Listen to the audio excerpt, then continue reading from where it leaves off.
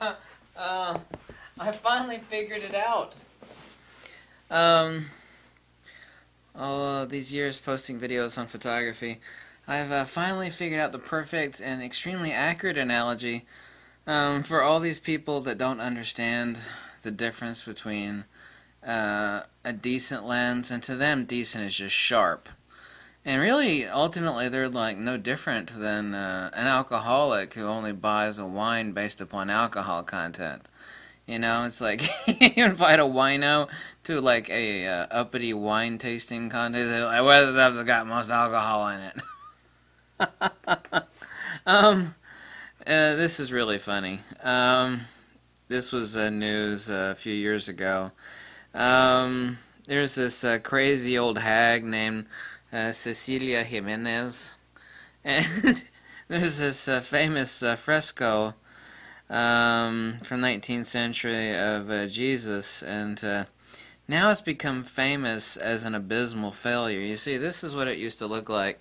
I got a video link below. You'll just piss yourself laughing. And that's what it originally looked like. Now, you see, this was painted on a fresco wall, and, you know, people, the mere aspiration of breath and, you know, humidity change eventually caused it to flake. And, you know, this is exactly like lenses. Hold on a second, I'm going to tell you what she did, and you probably know what she did. She destroyed it.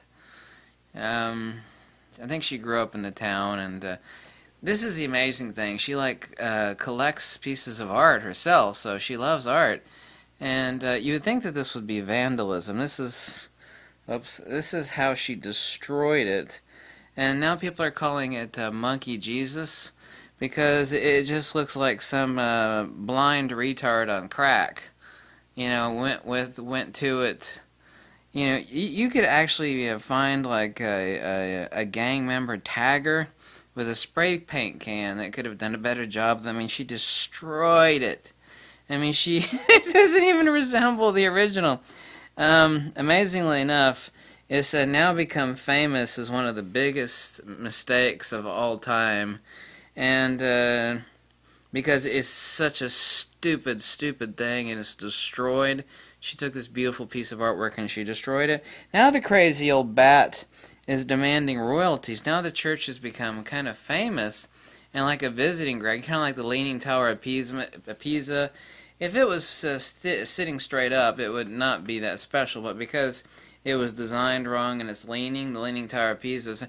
Well, this is famous now for being a you know, just like an epic failure. It's like, not only did she not restore it, she destroyed it. She took an atom bomb to it.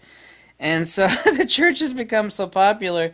You know, the crazy old hag wants royalty money is because the church is getting so much business. So, you know, obviously she's epically insane, and she's just some crazy old lunatic. I mean, just she's just a flat-out idiot and lunatic, of course. And everybody in the world has been making fun of her failure. And this is so much exactly like what people understand with lenses, or rather don't understand, is that they'll only look... Now, if we take a look at her abysmal failure, it's got, compared to the original, and this is the original, and this is the condition it was before she destroyed it, because it was flaking off. You know, this is like a grainy shot, but it's still moving. Like if some of the most beautiful images I've ever seen are not sharp. Some of the best images, not like, there's nothing in focus in the entire image. It's all out of focus, like a war scene, you know, something dramatic. What defines excellent photographic composition is not sharpness and color saturation. If you want to move the sharpness slider and the color saturation slider in Lightroom, you know, now the fresco, excuse me, is extremely color rich, and you know, this would be kind of equivalency of grain, you know. It's really flaked off and 30% of the image is gone, but you can still tell it's a masterpiece that moves you, you know. It shouldn't have been touched. It should have either had professional restoration done, or it should have been put underneath glass or something so it wouldn't degrade anymore. But now it's absolutely destroyed. But from the premise of like modern photography, this is how lenses are being designed now, and This is what, your common idiot photographer thinks as well. That lens is sharp. It's got great compared to what it was, it's like where the corners are fuzzy, This is how Nikon and Zeiss is making huge mistakes. I mean, Zeiss has destroyed some of their best lenses. It's like, well, the corners are sharp now. It's like, yeah, and it's really sharp now. It's like, yeah, this is definitely sharper now than this. But you see, this actually has depth and it has character, and it's a masterpiece. And this is just like a finger paint of a cross-eyed retard on crack. After this crazy old broad destroyed this painting. And this is really exactly. And this is also what you see out of artists today. Remember Renaissance painters? We know now that they use some special tools, of course. But their pictures would be, their paintings, like of a person, would recognize the light. They would understand shadows and midtones and speculars. And even though it was flat, it was painted on a canvas, it's flat, it would jump right off the damn canvas. It would jump off of it. As compared to modern art, whatever you think of Picasso or many postmodern artists, you really don't see anybody painting the way those Renaissance painters did, and they were trained to see the light. And they can recognize, and I'll show this to some people, and some people just don't get it. They're like, I don't see it, That lens has got chromatic aberration, and it's not super sharp. It's like, really? You think that's what actually defines a masterpiece lens? Let's take a look at this, for example. This is a beautiful true art hologram. I'm probably not showing in the right light because you actually have to hit the light just right. This is a two-dimensional image that actually literally, if you have the right lighting angle, most people have never seen a true art hologram. They've seen holograms on their crappy-ass credit cards, but they've not seen a true art hologram. If displayed under the correct light, it's like it jumps right off. And this is also a reason why, and I'm going to talk about this in the next video, why there are like 10,000 articles and videos about, I prefer prime lenses, and some of the best professionals will say, rightly, I prefer a prime. They can't tell you why the hell a prime is better. They'll say that it is, but it's like, well, that's great. Why is it, damn it? And they don't know. They can't tell you why. I know why.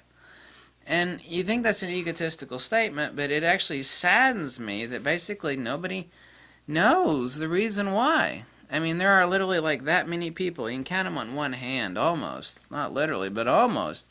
It's like, okay, so a prime is better than a zoom. Why?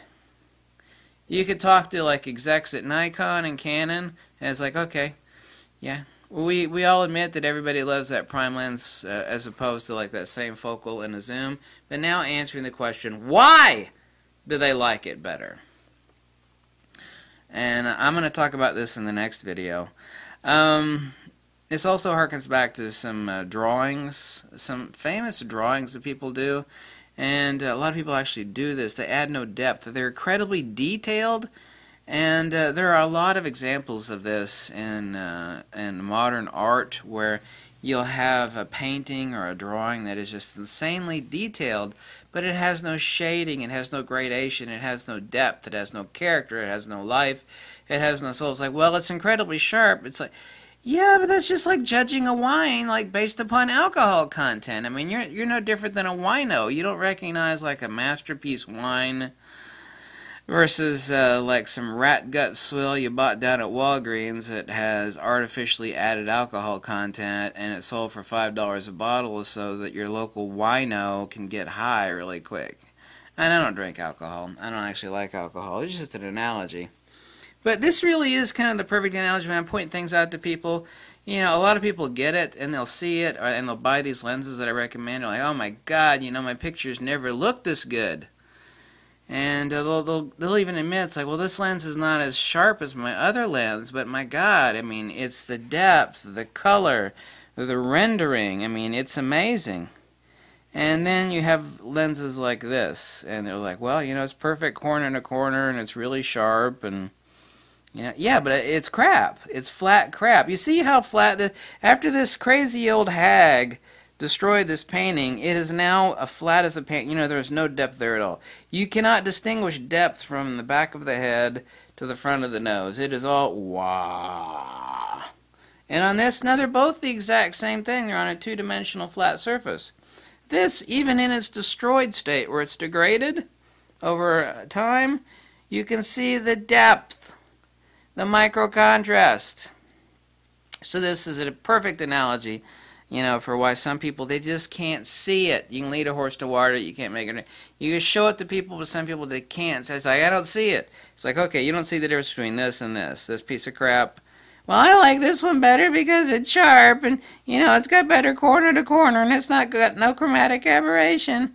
It's like, okay, good, okay. I can see you understand nothing, you know. But Nikon and Zeiss and other people, they're bending to people's will, and they're producing these crap lenses. And they are crap. Crap! Lens design has not really improved much in the past 15 years, and it's actually gone downhill. It's like, no, it's not. It's improved. Yeah, vibration reduction's improved. Some things have improved. A lot of stuff has gone downhill. The only thing that hasn't gone downhill is the lenses that they're still making, that they started making like 20 years ago. So those lenses still exist, and therefore we have an array of lenses that aren't crap. But these lenses are 20, 30, 40-year-old designs. And the only reason they're making them is because people like me know how much better they are. So I'll explain that in the next video. But I thought that was a perfect analogy of this crazy old, dried-up hag. It is so funny. Check the video link below. She just destroyed that painting. You know, she took a masterpiece and she turned it into like something that a crackhead with finger paints would do. Actually, I think a crackhead with finger paints could do a better job. So now this masterpiece is famous, but it's famous for something different. It's famous for being like the work of an epic dumbass.